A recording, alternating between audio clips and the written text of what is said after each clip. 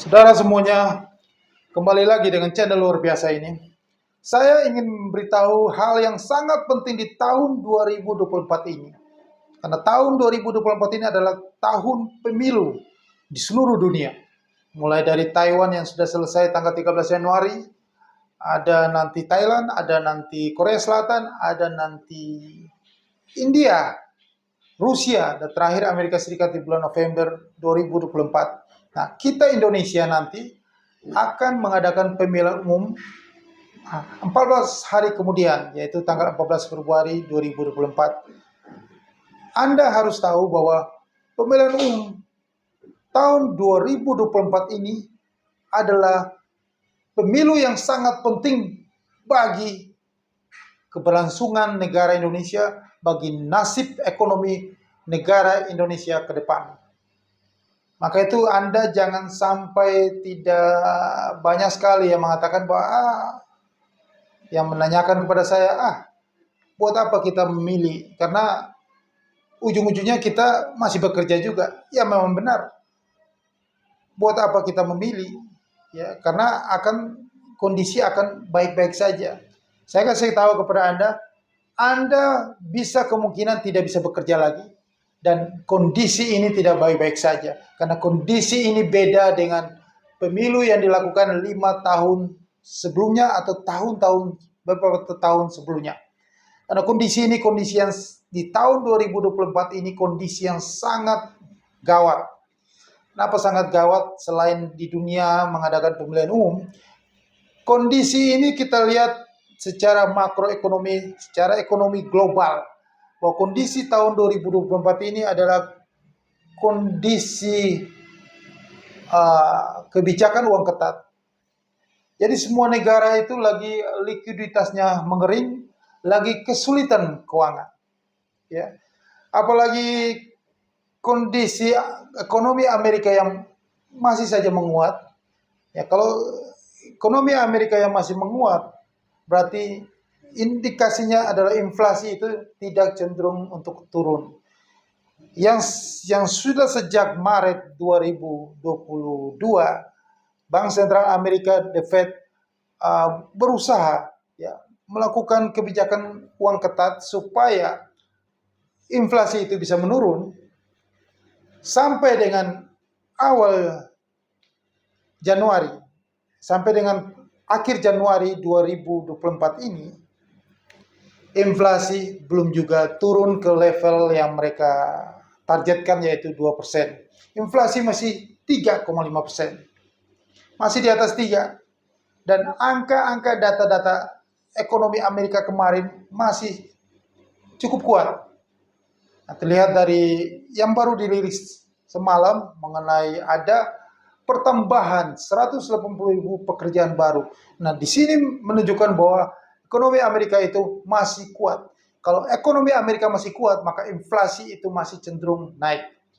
Apalagi dibuktikan dengan harga minyak dunia yang kembali naik karena ada ketegangan di Timur Tengah, ya, dari kelompok proksi Iran, ya, Houthi, Iran sendiri dan Israel dan negara-negara di Timur Tengah dengan Inggris, dengan Amerika Serikat. Maka berkecamuknya perang di Timur Tengah ini akan berlangsung lama dan harga minyak juga akan cenderung naik karena Laut Merah yang diblokir, ya, karena ada peperangan, maka pengiriman barang tidak melalui jalur itu, maka ongkosnya akan lebih mahal, maka inflasi itu masih tetap saja tinggi. Nah, kecenderungan inflasi tinggi, kecenderungan suku bunga Amerika yang rencananya tahun ini mau diturunkan, itu tidak akan terjadi. Maka kemungkinan paling minimal itu suku bunga Amerika di hold terus di level 5,5% ini sampai akhir tahun 2024. Atau kalau memang inflasi ini makin naik nanti, kalau data bulan Januari dirilis bulan depan ini ternyata mencapai 4%, maka suku bunga kemungkinan akan naik lagi. Dan saya punya prediksi, saya mengatakan kepada Anda semua, di tahun ini suku bunga itu tidak jadi turun. Suku bunga Amerika itu akan naik sampai ke level 6%. maka kondisi suku bunga Amerika Serikat naik, maka suku bunga negara-negara maju juga akan ikut naik, dan termasuk kita sampai ke Indonesia juga akan menaikkan suku bunga. Di saat kondisi suku bunga masih naik, kondisi ketatnya ekonomi, maka ini ada berkaitan dengan pemilu tahun ini. Maka Anda jangan salah pilih dari 3 kandidat ini. Hati-hati, Anda harus lihat betul-betul program apa, kebijakan apa yang akan diambil oleh 3 kandidat ini. Ya, Anda harus pilih kebijakan yang, karena sekarang ini kondisi rasio hutang negara kita ini sudah di level 38% dari produk domestik bruto.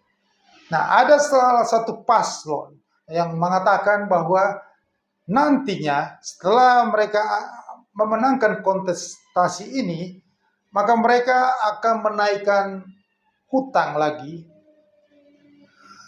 Mereka lebih tinggi daripada rasio yang maksimal di 40%.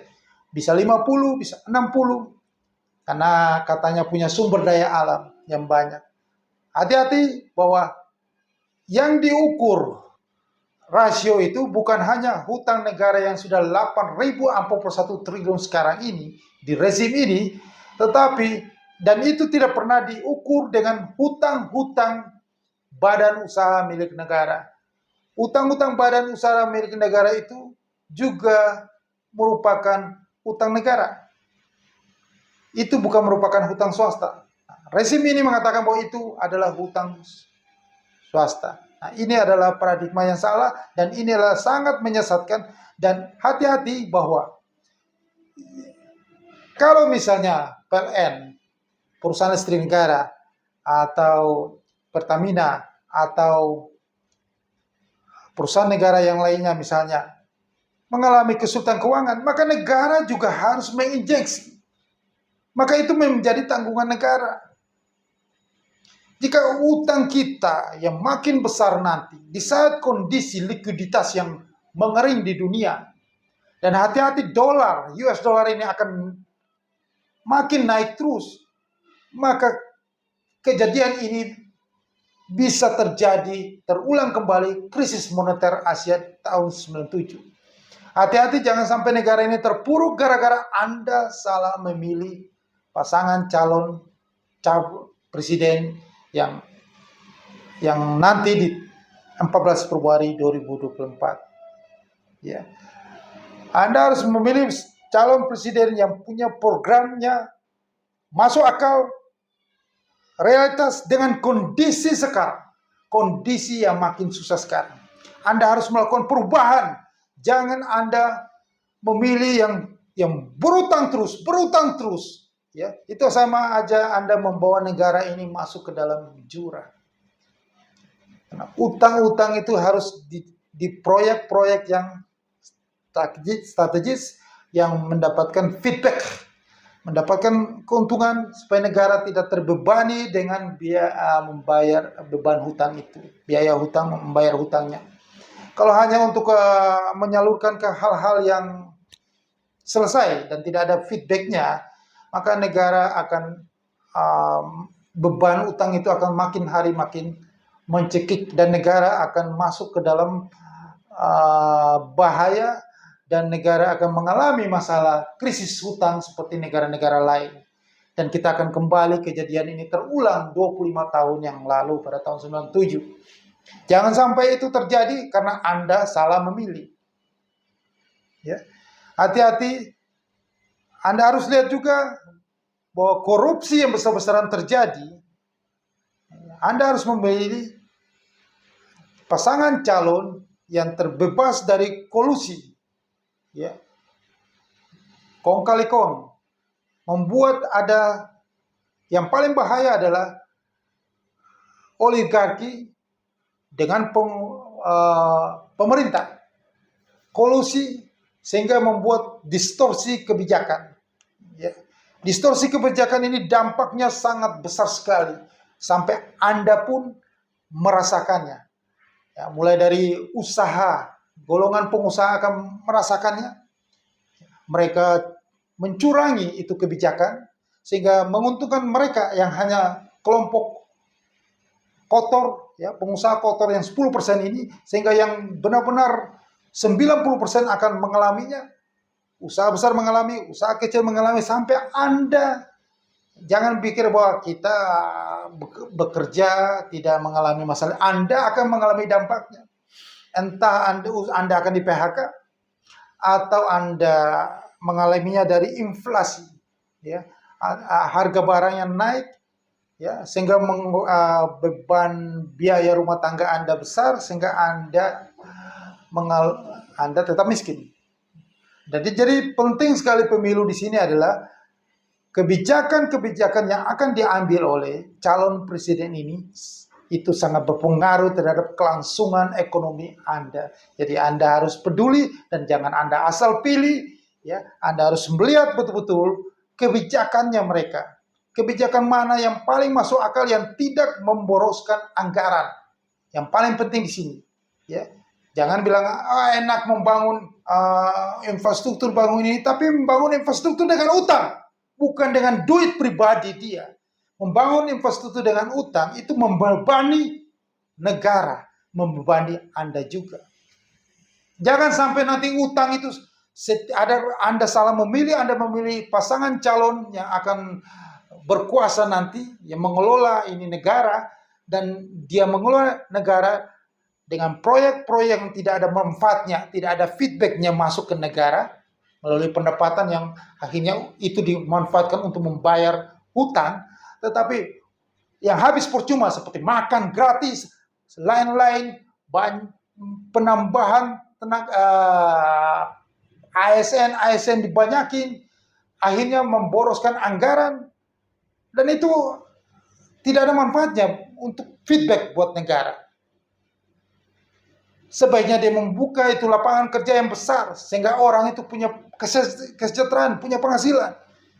Bukan hal-hal yang tidak ada manfaatnya seperti itu. Maka itu akan membuat setiap tahun utang itu bertambah terus. Kalau utang bertambah terus, satu jalan bagaimana supaya mendapatkan feedback, itu Anda akan dibebani dengan pajak. Ujung-ujungnya Anda sendiri. Jadi Anda pikir, wah kita kan cuman karyawan biasa, kita kan. Anda akan dibebani dengan pajak sana-sini yang Anda tidak, seperti contohnya kemarin sudah pada ribu-ribu pajak pajak tempat hiburan sudah naik.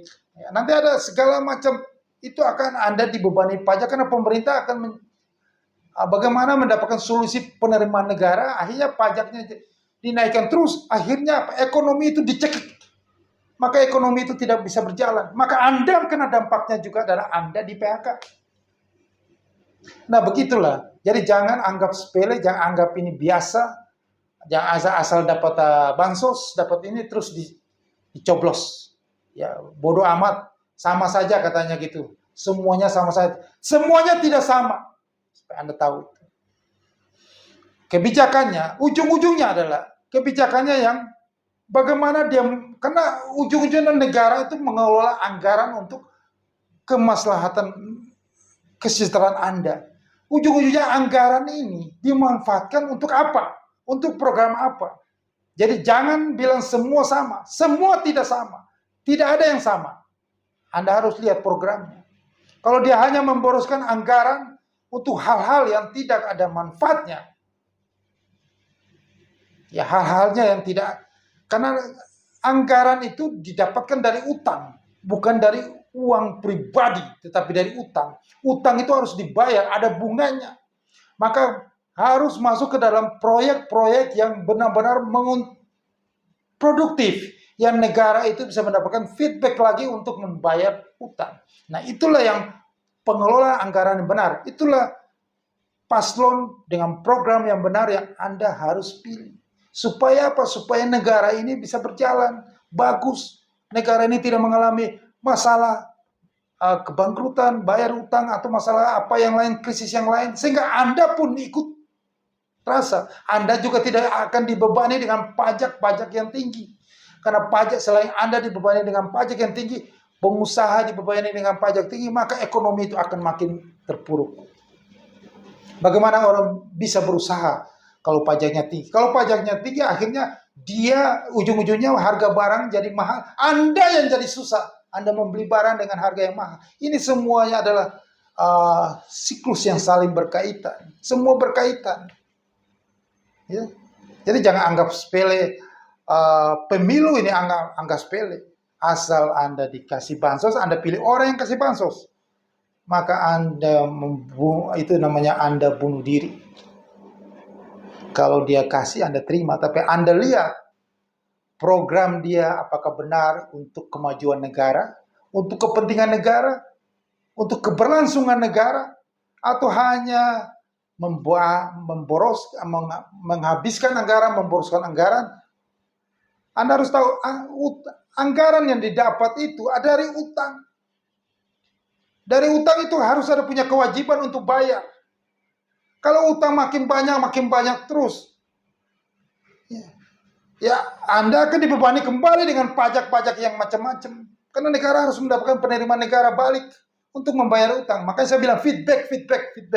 Carilah pasangan calon yang punya program yang jelas, program strategisnya itu menguntungkan, supaya yang bisa ada feedback ke negara, supaya negara itu bayar utang. Karena semua itu pakai utang. Membangun jalan, infrastruktur itu pakai utang. Pakai utang harus bayar. Ingat, hati-hati, kalau dolar ini, kenapa saya katakan bahwa tahun 2024 ini sangat penting sekali, Anda harus memilih yang hati-hati, jangan salah pilih. Kalau rezim koruptor, jangan Anda pilih yang koruptor. Karena koruptor itu adalah membuat negara ini makin terpuruk, membuat negara ini inflasi, membuat negara ini tidak dipercaya oleh investor di luar. Investor di luar itu mau investasi di suatu negara, dia melihat integritas negara ini. Kalau negara ini banyak sekali koruptor, maka investor besar itu tidak akan investasi di negara ini. Jika tidak ada investasi besar di negara ini, maka lapangan kerja makin sulit, banyak sekali kemiskinan, pengangguran yang terjadi. Maka itu kredibilitas, integritas pemimpin, rezim itu sangat penting.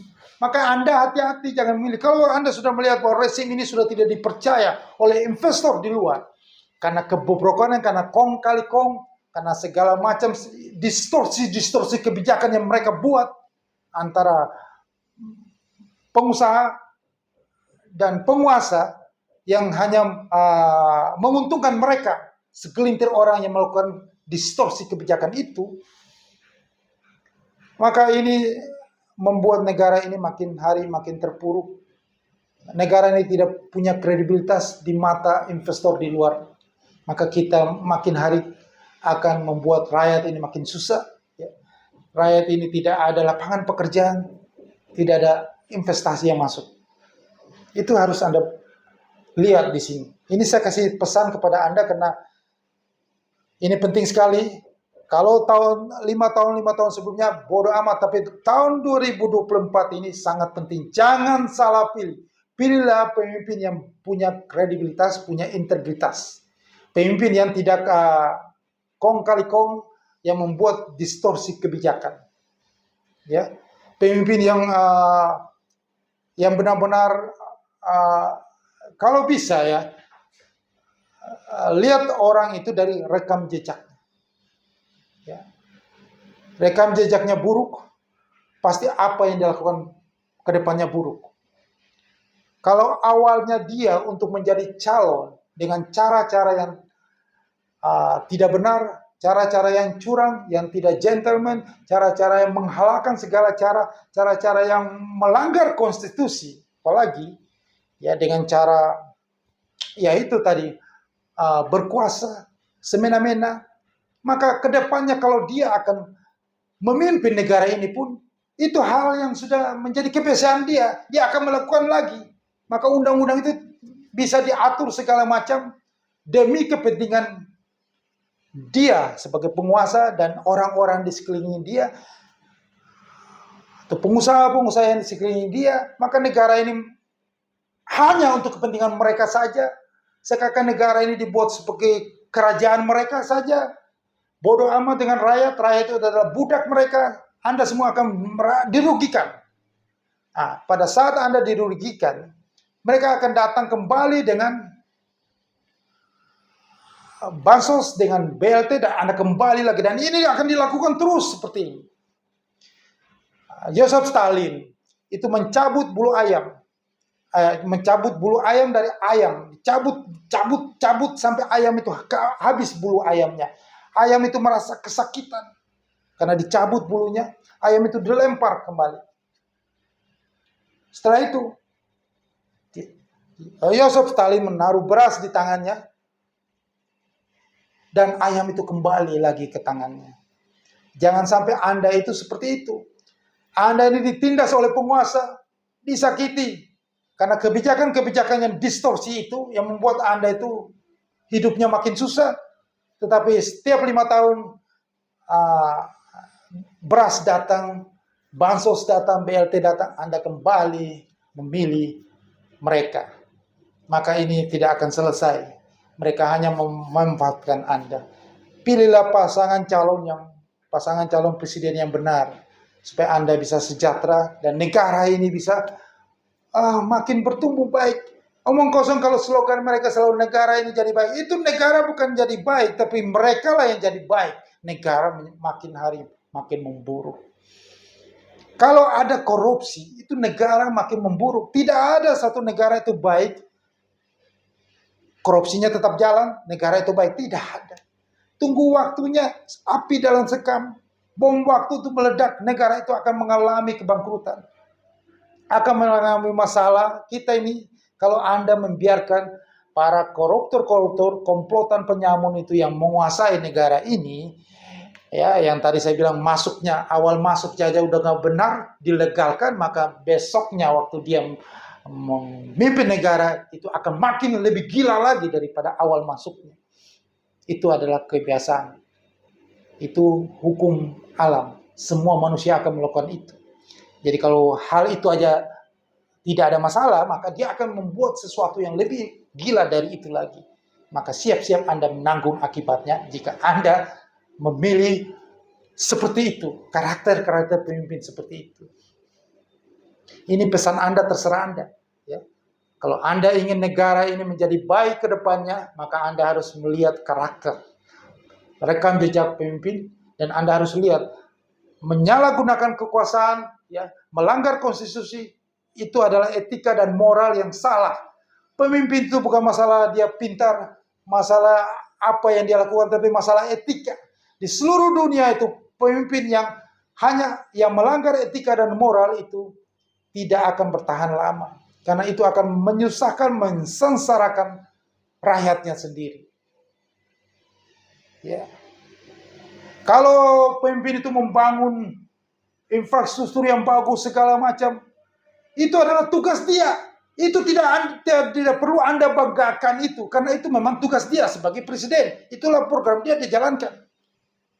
Tapi kalau pemimpin itu sudah melanggar moral dan etika, jangan Anda menutup mata karena hal yang dia sudah melakukan. Pekerjaan-pekerjaan itu memang sudah selayaknya dia bekerja sebagai posisi dia sebagai presiden. Tapi jangan melanggar moral dan etika. Ya. Jangan melanggar moral dan etika. Karena hukum alam, negara akan mengalami masalah besar. Itulah pesan yang saya akan berikan kepada Anda semuanya. Ya, bahwa kali ini adalah pemilu yang sangat penting. Jangan sampai salah pilih. Karena kalau Anda salah pilih, ini krisis dunia ini, di seluruh dunia ini mengalami hal yang sama, susah. Dan dolar ini, US dollar ini, ya, Federal Reserve tidak akan menurunkan suku bunga di tahun 2024 ini. Suku bunga tinggi ini akan dipertahankan lama, maka kondisi ini makin gawat. Salah pilih pimpinan, salah pilih presiden, menambah utang lagi, negara akan menuju jurang kehancuran. Ya kalau memang saran saya ini tidak digubris juga ya tidak masalah. Memang sudah hukum alamnya begitu bahwa dolar rupiah akan tembus 18.000. Ya. Untuk mencapai jangan sampai tembus ke sana, tapi kalau Anda salah pilih, maka itu memang sejarah itu pasti berulang kembali. Sudah pernah mencapai 17.000, mendekati 18.000 di tahun 98, maka akan kembali lagi. Dolar itu akan menuju ke 18.000 di tahun 2024. Luar biasa. Oke, makanya sebelum itu terjadi, saya sarankan kepada Anda hati-hati memilih pasangan calon presiden di tahun 2024 ini, karena pemilu tahun ini menentukan nasib bangsa ke depan. Ini sangat krusial, menentukan nasib bangsa ke depan. Hati-hati jangan salah pilih. Nah, dari semua itu ada peluang besar, yaitu sekarang kondisi yang makin buruk ini, Anda harus mendapatkan keuntungan besar itu di trading futures. Anda segera hubungi saya di nomor WhatsApp di bawah ini. Kalau Anda ingin dapatkan keuntungan besar di trading futures. Sukses untuk Anda.